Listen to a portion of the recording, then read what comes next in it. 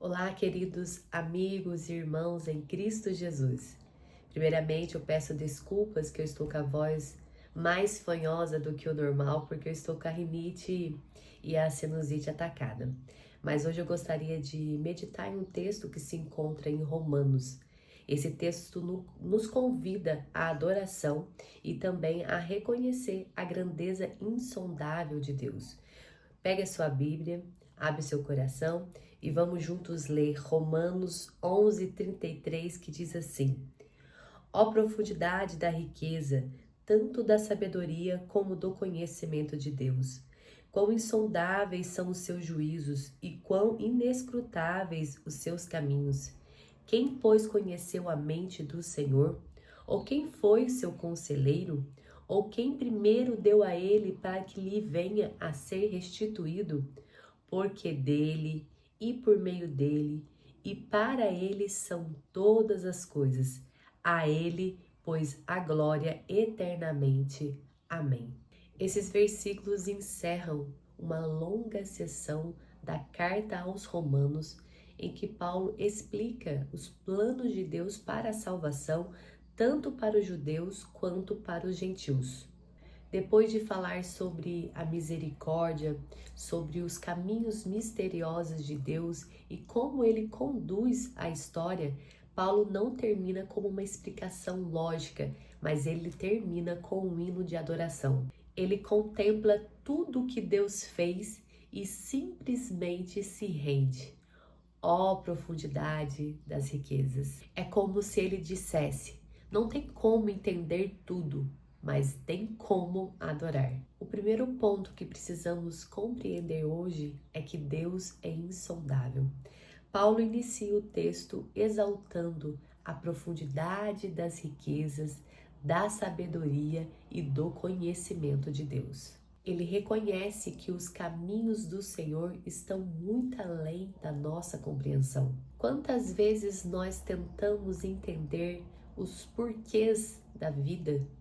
Por que certas coisas acontecem? Ou por que Deus permite determinadas situações? Mas Romanos 11:33 nos ensina que Deus não cabe na nossa lógica. Ele é infinito, perfeito e soberano. E saber disso não nos deve gerar frustração, mas descanso. Eu não preciso entender tudo para confiar, mas eu posso descansar sabendo que Ele sabe, Ele vê e Ele governa. Então hoje eu convido você que está me assistindo a entregar a Deus aquilo que você não entende. Talvez exista uma situação que te inquieta, uma resposta que você ainda não recebeu, ou um caminho que parece obscuro. Coloque isso diante do Senhor.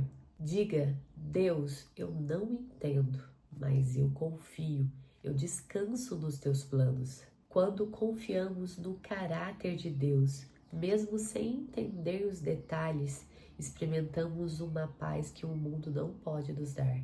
O segundo ponto que precisamos entender hoje é que Deus não deve nada a ninguém. Paulo faz 3 perguntas retóricas. Quem, pois, conheceu a mente do Senhor? Ou quem foi o seu conselheiro? Ou quem primeiro deu a ele para que lhe venha a ser restituído? E a resposta é óbvia: ninguém. Deus não precisa de conselhos, não depende de ninguém e não deve nada a nenhum de nós. Tudo o que ele faz é pela sua própria vontade perfeita. E isso nos ensina sobre humildade. Muitas vezes queremos negociar com Deus ou ditar como ele deve agir, mas temos que entender que ele é Deus e nós somos criação. A verdadeira fé não é quando Deus faz tudo do nosso jeito, mas quando confiamos, mesmo quando Ele faz tudo diferente da nossa expectativa. Pare um instante e reflita. Você tem tentado dar conselhos a Deus? Tem situações em que na prática você tem falado: Senhor, faz assim, porque para você parece o melhor jeito? Mas hoje Deus está te chamando a descansar no fato de que Ele sabe o que faz. Reconheça que Ele é soberano e entregue a Ele o controle que muitas vezes você tenta segurar com as próprias mãos. E o terceiro ponto que essa palavra nos ensina é que tudo é para a glória de Deus. Paulo termina dizendo: porque dele e por meio dele e para ele são todas as coisas. A ele, pois, a glória eternamente. Amém. Essa é uma das declarações mais completas sobre quem Deus é. Dele, ele é a origem de tudo. Por ele, ele sustenta tudo. E para ele, tudo existe para a sua glória. E isso muda a nossa perspectiva. A minha vida não gira em torno dos meus planos, mas sim da vontade dele. Tudo o que eu tenho, o que eu sou, o que eu faço, deve apontar para a glória de Deus.